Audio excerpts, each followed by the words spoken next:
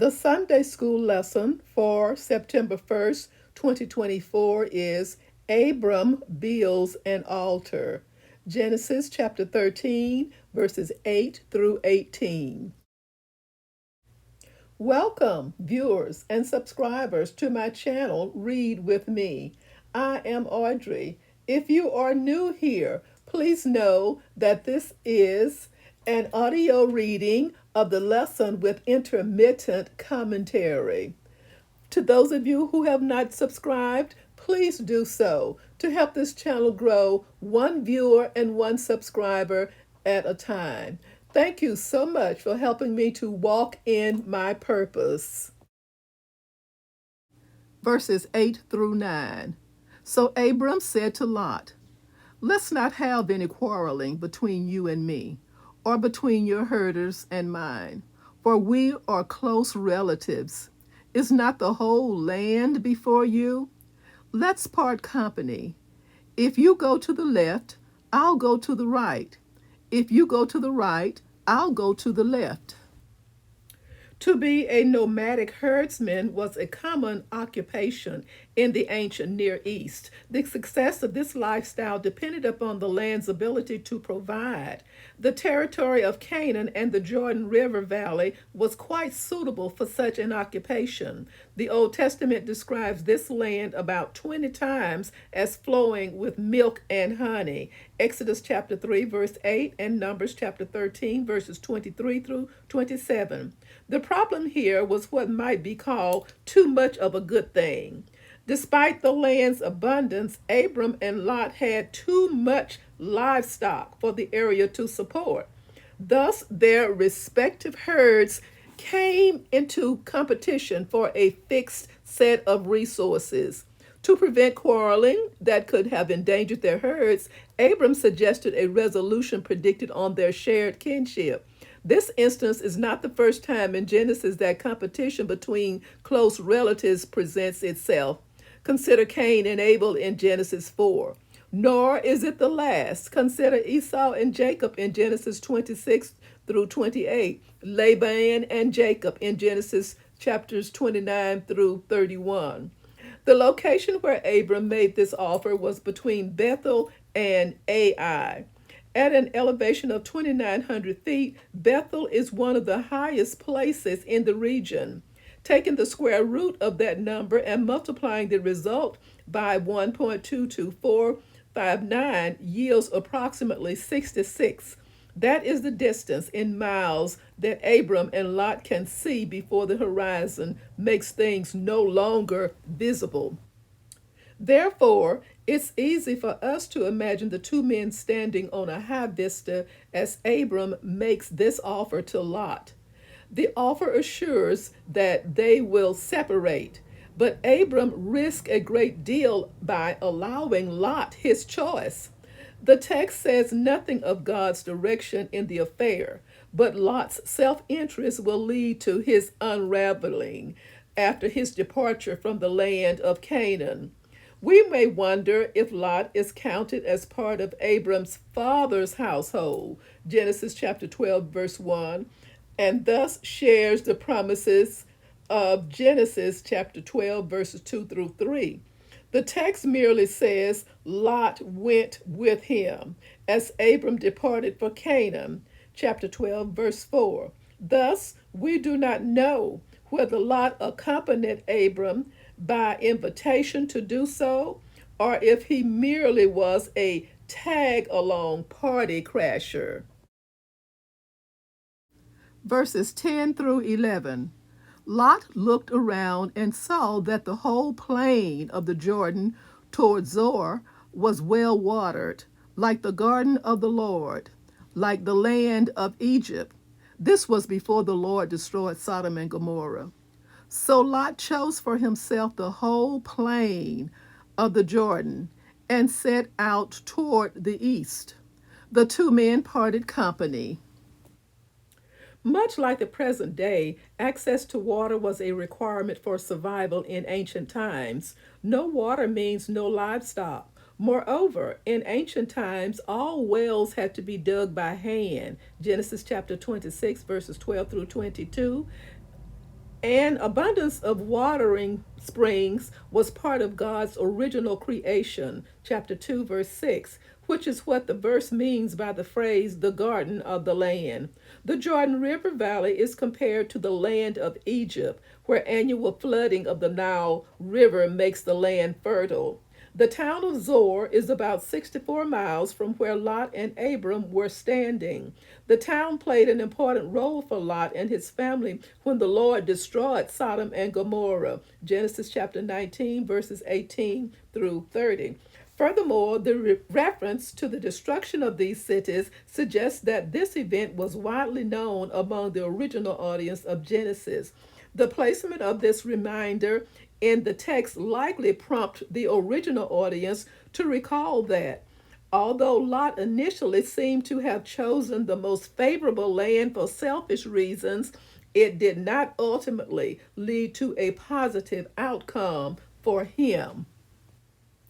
As Lot stood next to his uncle, he undoubtedly thought he had the better deal regarding the choice of land.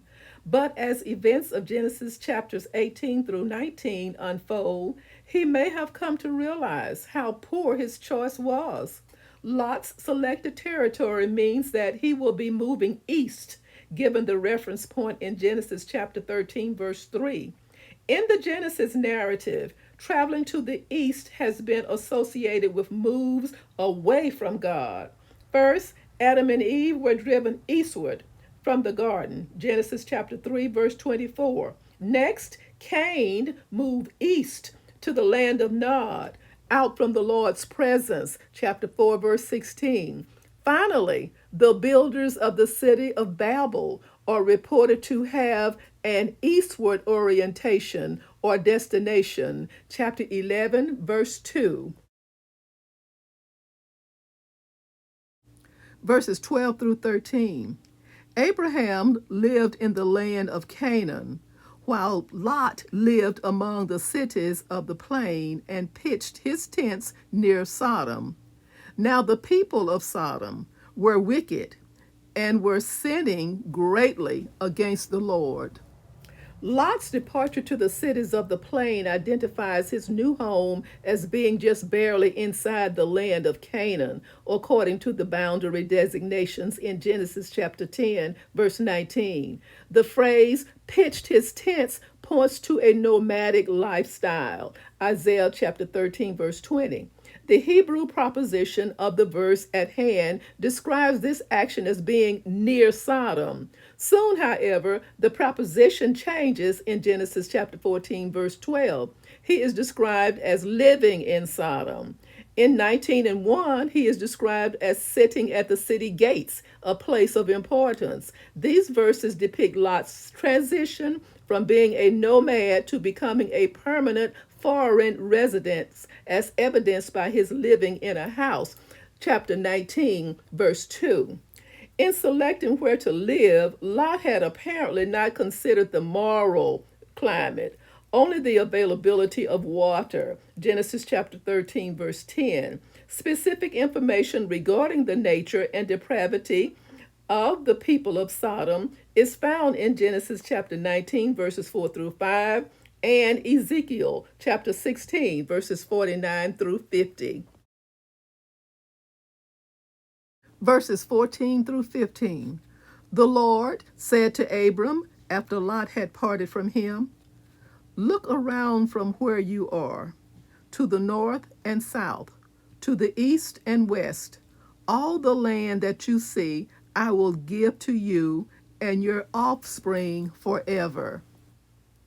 With Abram alone, God makes a more expansive promise of territory in the land of Canaan, Genesis chapter 12, verse 7. If we assume the same location as in Genesis chapter 13 and 3, then the visibility computations of chapter 13, verse 9 above still apply.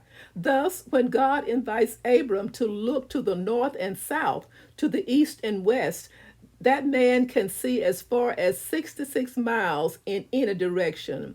If we imagine Abram standing in the middle of a circle with a visibility radius of 66 miles, the result is Abram's potentially being able to view about 13,700 square miles. That's about one third the size of the state of Tennessee. We also note the second mention of Abram's offspring, Genesis chapter 12, verse 7. The word offspring is often used as a collective singular noun to refer to a line of descendants, but it can also be used of an individual. Isaac will become this offspring to Abram, the child of promise from God. Chapter 21, verse 12. Centuries later, the Apostle Paul will note the difference between the singular and plural uses of this word regarding Abraham's descendants. Galatians chapter 3, verse 16. Verses 16 through 18. I will make your offspring like the dust of the earth, so that if anyone could count the dust, then your offspring could be counted. Go, walk through the length and breadth of the land, for I am giving it to you. So Abraham went to live near the great trees of Mamre at Hebron, where he pitched his tents. There he built an altar to the Lord. In verse 16, here the word offspring is used as a collective noun, standing for the enormous number of Abram's future family. The verse contains a complex hyperbole. If the dust of the earth could be counted, and it can't, then Abram's future descendants could be counted as well, and they can't either. Genesis chapter 15, verse 5. We should keep in mind that at this point, childless Abram is 75 years old. Genesis chapter 12, verse 4. In verse 17, in the ancient world, walking the length and breadth of a land was equivalent to claiming ownership of it. Therefore, in accordance with legal tradition, God instructed Abram to survey the land by walking through it.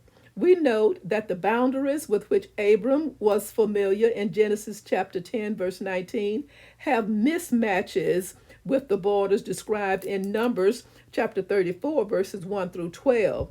We keep two things in mind as we compare and contrast those differences. First, God promised in Genesis